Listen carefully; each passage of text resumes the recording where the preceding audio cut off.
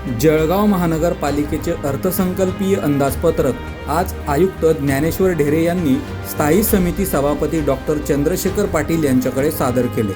स्थायी समितीच्या विशेष सभेत हे अंदाजपत्रक सादर करण्यात आले। 8.5 कोटींचे हे शिल्की अंदाजपत्रक आहे। 1452.10 कोटींची या अंदाजपत्रकात तरतूद करण्यात आली असून शहराच्या सर्वांगीण विकासाचा आराखडा मांडण्यात आला आहे। यावेळी स्थायी समितीचे सदस्य उपस्थित होते।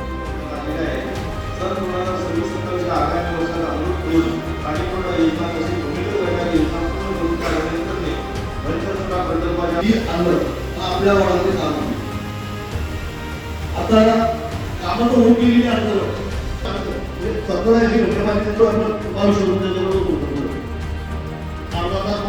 पाणी घेतो